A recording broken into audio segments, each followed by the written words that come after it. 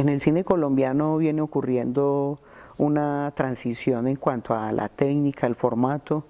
Vamos a pasar del 35 milímetros, como está ocurriendo en todo el mundo, a un cine digital, un cine que se proyecta ya a través de satélite, que no necesita de copias dobladas con filminas o celuloide, sino que es una copia hecha con una muy buena calidad de sonido, una muy buena calidad de imagen, que permitirá ser reproducida de manera simultánea en varias salas, y eso pues puede verse como un hecho bastante importante.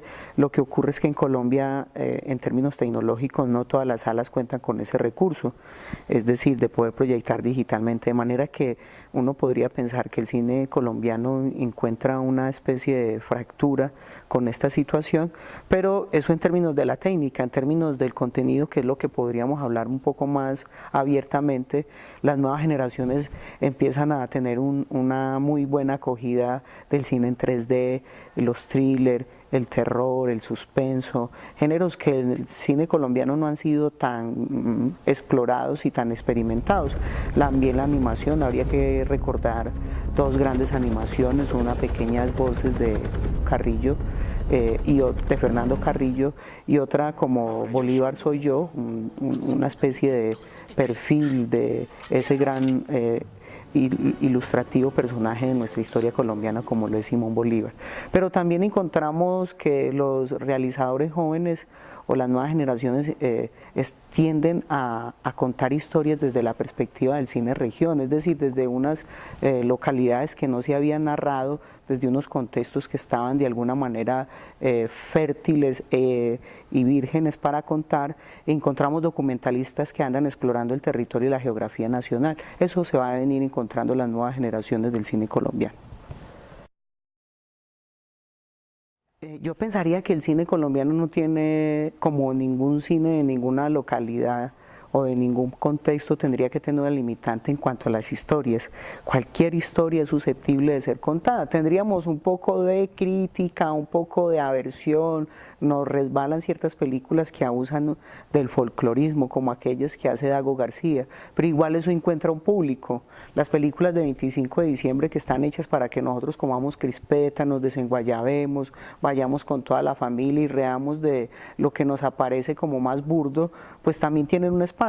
Pero las historias, si uno pensara como lo más sensible, lo más destacado, lo que tiene que contar con más desarrollo, son aquellas historias que nos permiten conectarnos con nuestras identidades, que nos permiten hablar de nosotros mismos. Estoy pensando en una película fabulosa que es un buen ejemplo para decir que esta historia debería contarse: La Sirga, la película de William Vega, que está hecha en la Laguna de la Cocha, allá en el departamento de Nariño, y que explora no solo un territorio que no se había contado, sino que al mismo tiempo una realidad un tanto difícil y compleja, como lo es lo de una mujer en margen del posconflicto, que quiere zafarse de la guerra y que viene una serie de desplazamientos, y que esa película se interna un poco en la parte psicológica de esta mujer y que pues está narrada. Estoy pensando también en una película de Oscar Ruiz Navia como El Vuelco de Cangrejo, que se adentra en una esfera territorial como lo de la Barra y nos cuenta la historia de Cerebro y de un paisa.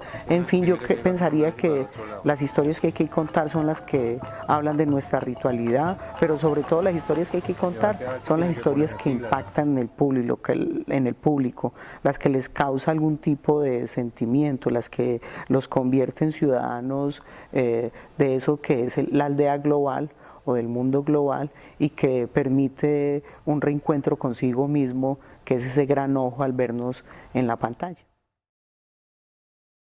El cine colombiano intenta visibilizar las regiones, y una manera muy protagónica de hacerlo es encontrar historias disidentes, muy propias, pero que al ser muy propias o singulares no dejen de ser universales.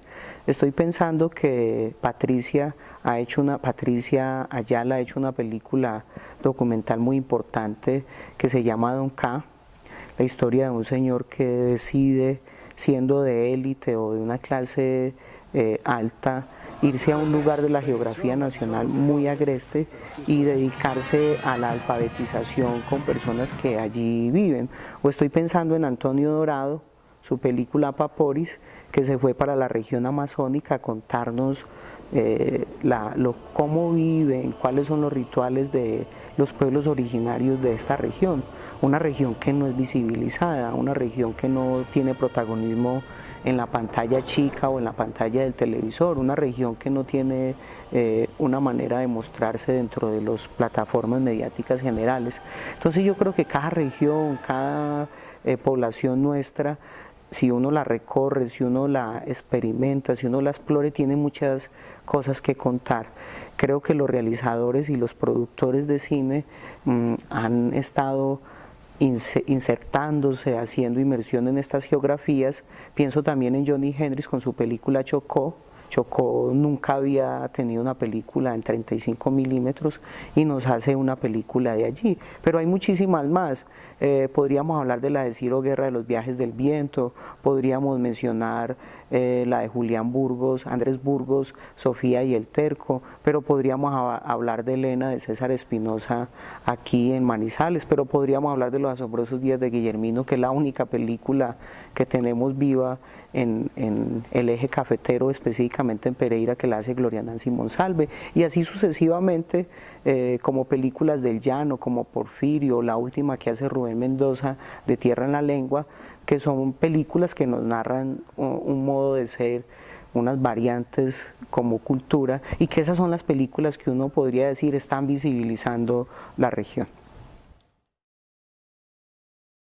Yo creo que algo que en efecto nos falta en el cine colombiano es aprender a ver nuestro cine, pero aprender a ver nuestro cine pasa como por dos hechos fundamentales. El primero, tener una conexión más con lo propio, y esto no sería un asunto de chauvinismo o de tener un arraigo porque es lo nuestro, sino que como estamos inundados de películas de Hollywood, nuestro ojo se ha acostumbrado a las narrativas y a las dinámicas del cine hollywoodense. Para colocar una cifra, el 95% del cine que llega a nuestras pantallas es de Hollywood, un 3%, a veces un 5%, varía dependiendo del año, es de películas colombianas, y a veces un 1% son películas europeas, de manera que nuestra formación como público está altamente influenciada por el cine hollywoodense. ¿Esto qué quiere decir? Pues que habría que hacer una especie de intentar educarnos, intentar formarnos, desaprender esa narrativa para aprender la narrativa nuestra, y esa sería una manera, es de dejar de ver un tanto del cine hollywoodense y ver nuestras propias maneras de contarnos. Otra es la formación de públicos, evidentemente a través de las posibilidades que hay desde los cineclubes, desde los espacios formativos escolares, universitarios y de la básica primaria, básica secundaria, incluso desde el preescolar, uno podría pensar que los currículos podrían tener una incidencia o una utilidad utilizando películas colombianas. Esos dos factores, si los unimos, nos podrían enseñar a ver cine. Ahora, hay otra gran variante para aprender a ver cine, y es la industria. La industria tampoco cree en el cine colombiano, y cuando sale una película colombiana con 2, 3 copias, por ejemplo, pienso en Crónica del Fin del Mundo, una película que sale con 4 copias, que se estrenó este año, y que pues eso no alcanza para que la gente la pueda ver. De manera que hay que inyectarle también mucho cariño comercial, una propuesta de más auge desde los ministerios de las TI y de cultura, para que el cine colombiano también pueda tener arraigo entre nosotros. No depende del espectador, depende también de toda la industria. La etiqueta cine colombiano es una etiqueta que podríamos cuestionar. No hay cine colombiano. Ese es un rótulo simplemente geográfico. Hay cine, y cine quiere decir que hay posibilidades de hacer historias, de contar historias. Ahora, lo que sí tenemos es una producción de cine en nuestro país. ¿Esto qué quiere decir? Pues que estamos regulados por unas leyes, hay unas leyes que nos permiten incentivar la producción, pero también nos permiten incentivar la propia apreciación de cine. Nuestras leyes son muy blandas. Como país les abrimos, y esta es una consideración un tanto escueta y rígida, las piernas a otras posibilidades de contar. Aquí, gracias a las leyes de cine que tenemos, cualquier productora, como las que han venido, digamos el señor Smith, la señora y el señor Smith han venido a grabar películas, o el señor Antonio Banderas, y ellos pagan menos impuestos, tienen todas las posibilidades, vienen un tanto y saquean nuestro territorio. En cambio los nuestros para hacer cine les cuesta mucho trabajo. Hace un buen tiempo se grabó una película que se llama Calibre 35, y esa película cuenta una desgracia de nuestro cine que sigue siendo latente. Para hacer una película en Colombia hay que robar un banco. Eso era lo que se muestra en esta película.